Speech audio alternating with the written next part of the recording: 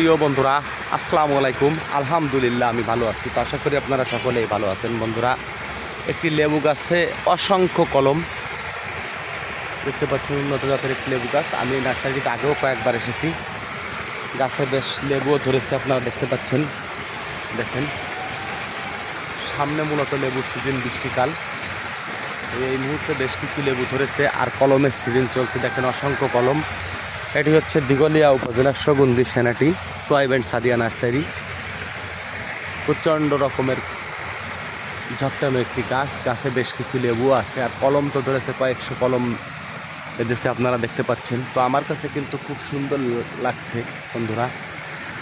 লেবু গাছটি কিন্তু অত্যন্ত চমৎকার এবং গাছটি কিন্তু বেশ বড়। আমি লেবু গাছের তল দিয়ে হেঁটে বেড়াচ্ছি। লেবু কিন্তু কিছু লেবু তুলেছে, আবার কিছু লেবু তোলার উপযোগী হয়েছে, আবার কিছু ছোট আছে। তো যদিও এখনও বর্ষা মৌসুম শুরু হয়ে পারে নাই। বর্ষা মৌসুম শুরু হলে এই গাছটিতে আমি গত বছর আসছিলাম, বর্ষা মৌসুমে প্রচুর পরিমাণে লেবু ছিল। দেখুন, বড় পরিপূর্ণ লেবু। যাও বন্ধুরা,